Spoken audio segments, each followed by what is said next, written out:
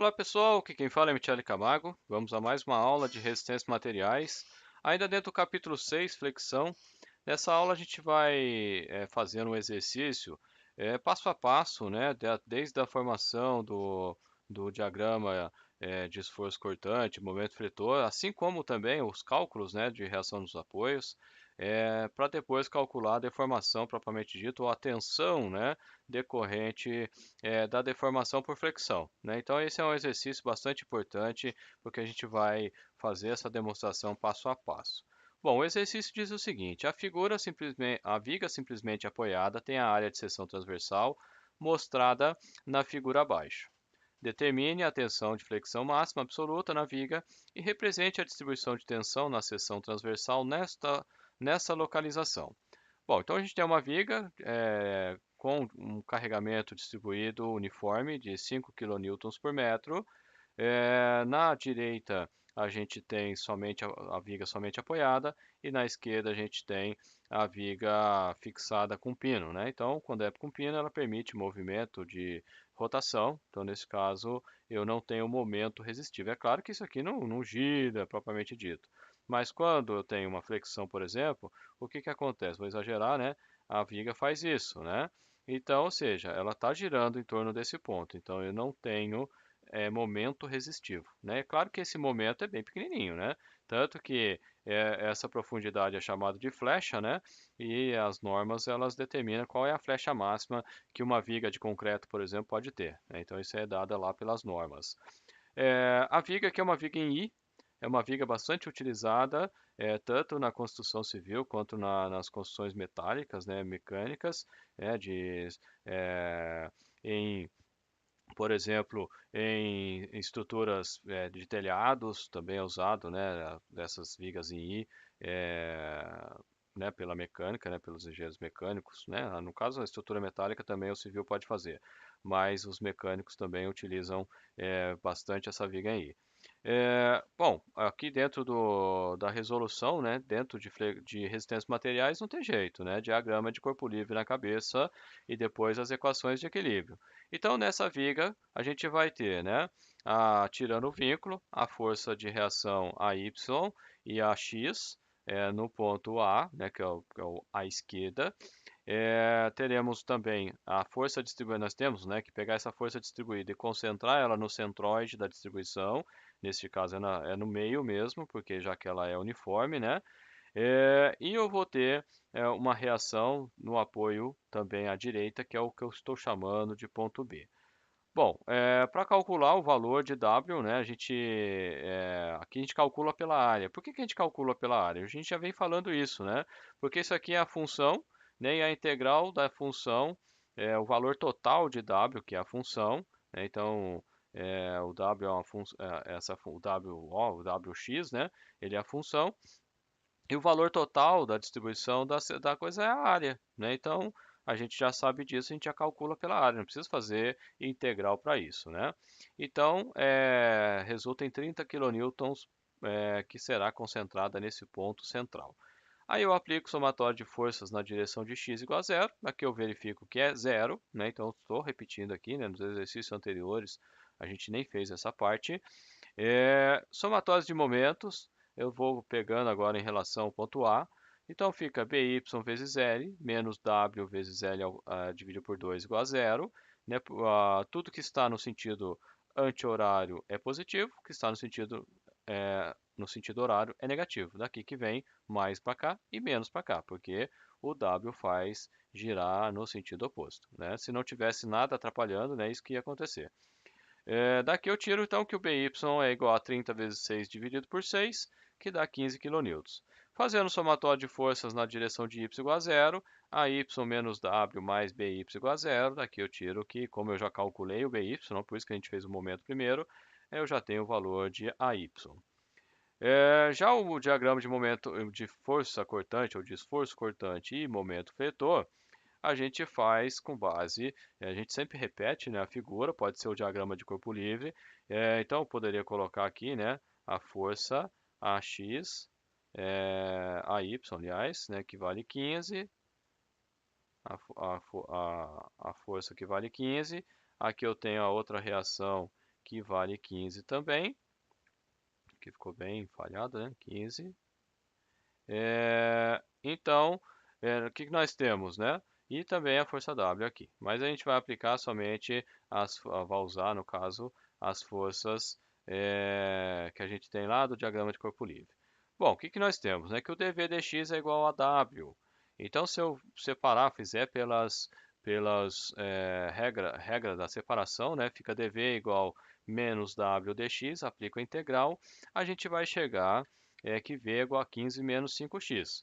Né? A gente poderia aplicar direto como o valor de W, a inclinação aqui, né, a variável dV dx é igual a menos W e o W ele é um valor constante, então a inclinação é zero. Né? Então a gente já viu, a gente viu isso também, né? Então a variação aqui de W por ser constante, né, seria zero, se a gente for que nem a gente fez nas aulas anteriores. Mas aqui dá para a gente tirar a função. Daqui então, como que a gente falou lá, né, nas aulas anteriores, a gente aplica as forças conhecidas, no caso aqui 15 de reação, né, nas extremidades ou nos pontos conhecidos, e aqui eu tenho menos 15. Por que que eu tenho essa força aplicada para baixo aqui, né? Por que que aqui é menos 15? Porque essa força de 15 ela tem exatamente aqui no ponto final, né? Então, no ponto final, daqui para frente é zero, né? Então, eu saio de 15 máximo aqui e tenho que chegar no outro lado. Para que isso aqui volte para zero, só pode ser menos 15, né? Seria essa a analogia. E o ponto onde a curva é zero é o próprio 3, né? Que a gente já aqui, como uniforme, já estaria fácil, né? Mas se a gente tem, se fosse uma função que não é uniforme aqui, né? Fosse deslocado, que nem aquela que a gente fez, que é triangular, seria alguma coisa assim, né? Mais deslocado. Então a gente teria que pegar o quê? Pegar esse valor aqui e igualar a zero, né? Então fica 15 menos 5x igual a zero. Daqui eu tiro que o x é igual a 3 e cai aqui também. Bom, o que que nós temos? Né? Que o dm dx é igual a v. Para achar o valor de m, basta integrar, né? Então a mesma técnica, né, da separação, fica dm igual a v dx, a integral de dm é m, tá aqui, e aí eu tenho a integral de v dx, que é a integral dessa função aqui. Então, a integral dessa função fica 15x menos 2,5x ao quadrado. Aplicando aquelas regrinhas, aquela tabelinha de integral direto aqui, né? E é só olhar, se você olhar lá a integral de uma constante, né? É a constante vezes a variável. E quando eu tenho a derivada da constante, que vai, né? Ele vai levar ao quadrado, eu tenho que dividir pela a potência aqui, né? Então 2 divide, então por 5 dividido por 2 dá 2,5. E aí eu consigo também fazer o cálculo aqui, ou montar o diagrama, né? É, um outro ponto, né, que a gente pode ressaltar aqui, para achar esse valor de 22,5, basta a gente identificar o ponto, como eu sei que o ponto máximo é em 3, então basta jogar 3 aqui na equação e eu vou achar.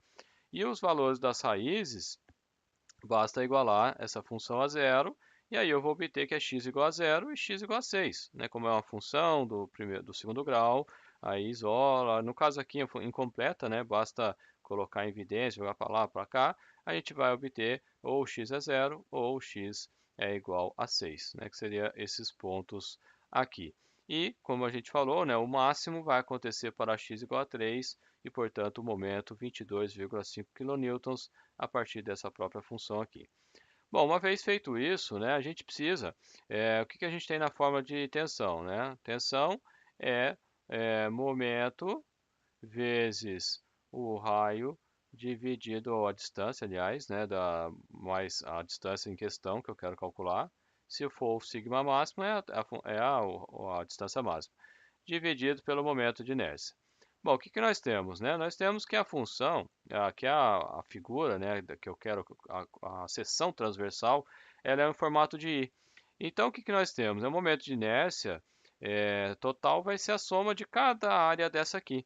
Então, o A e o D são iguais, né, eles são iguais, então eu calculo um só, e o C eu vou calcular, ele tem já características distintas. O que que nós temos aqui, né? A gente está usando o livro do Hibbeler. Se você olhar no final do livro, você vai ter algumas formulinhas para o cálculo do momento de inércia. A gente não tem necessidade, na engenharia, depois que você for trabalhar mesmo de fato com isso, você dificilmente vai ficar fazendo cálculo por integral, né? Você vai direto nas tabelas que já foram desenvolvidas para agilizar o seu trabalho, né? Exceto se for uma função distinta que não tem, aí você não tem jeito, tem que fazer por integral. E a tabelinha do livro ele dá a função em função do centroide que eu tenho, né? E em alguns livros, né, o livro do Beer Jones, por exemplo, ele dá as duas opções, né, tanto na base quanto no centroide. Então, vou chamar de I' e de I'D', por quê? Porque eu preciso calcular o momento de inércia em relação ao eixo neutro. E nesse caso, eu estou calculando com relação ao centroide desta figura. Então, depois eu vou ter que utilizar o teorema dos eixos paralelos para poder calcular o valor em relação ao eixo NA. Bom, então, de uma seção retangular é a base vezes a altura ao cubo, dividido por 12, substituindo valores 0,25 vezes 0,02 ao cubo dividido por 12, fazendo as contas 16,710 elevado a menos 6 metros a quarta. Bom, com relação ao eixo N, né, NA, né, eu preciso de calcular o eixo paralelo. O que que é o eixo paralelo? É o momento de inércia que eu tinha, mais a área vezes a distância ao quadrado dos eixos que eu considerei. Então, qual é a distância entre o eixo que eu considerei e o novo eixo, ou nova situação, não, o novo ponto que eu quero considerar? É exatamente 150 mais a distância aqui que eu tenho no meio aqui. Então, 150 mais a metade, 10, né? Então, fica 16,7 vezes 10 a menos 6 é o I', mais 0,02, que é a vezes 0,0250, que é para cálculo da área, e a distância 0,160 ao quadrado. Daqui, o IB, que é igual ao ID, né? Acabou saindo errado aqui, é igual a 1,297 vezes 10 a menos 4 metros a quarta. Bom, o centroide já da área C, ela já está, né, no centroide, então não preciso fazer esse artifício que a gente acabou de fazer nos outros casos. Então já é direto, né? B, a base vezes a altura é o cubo dividido por 12, substituindo os valores, a gente chega aqui, o momento de inércia dessa área C é 0,45 vezes 10 a menos 4 metros a quarta. Dessa forma, o momento de inércia total vai ser o IB mais o IC mais o ID. Neste caso, 1,297 10 a menos 4, mais 0,45 vezes 10 a menos 4, mais 1,297 vezes 10 a menos 4. Daqui eu tiro que o momento de inércia é 3,044, 10 elevado a menos 4 metros a quarta. Bom, a tensão, a gente viu, né? A tensão máxima vai ser o raio máximo, ou a distância máxima, que é a distância máxima da linha neutra. Então, é o momento vezes a distância que eu quero, se for máxima, a distância máxima, dividido pelo momento de inércia da seção transversal. Neste caso, então, fica 22,5 vezes 0,17, dividido por 3,044 vezes 10 a menos 4. Se 0,17 é 150 mais 20 milímetros, 170, transformando para metros. Daqui, então, eu chego em 12,6 megapascal, né? Então, essa é a tensão máxima que essa viga está sujeita. Daqui eu posso fazer, né, um outro diagrama, né, mostrando essa distribuição. Então, na parte superior eu sofro compressão, né, por isso as linhas estão no sentido de entrar na viga, e na parte de baixo ele sofre tração. Né, no momento de 22,5 kN vezes metro, e aqui a tensão máxima 12,67, né, que é uma questão de arredondamento, megapascal, né? Então, isso aqui a gente consegue obter aí a tensão máxima. Alguns cálculos, né, que são muito comuns, a gente parte qual é o material que eu vou usar aqui, né? Então, eu vou usar o aço. Então, eu tenho qual que é a tensão máxima, que ele está sujeito, e eu tenho que dimensionar qual é a viga que vai suportar esses esforços, né? Então o exercício pode ser de trás para frente, digamos assim. Beleza, pessoal? Um abraço e até a próxima.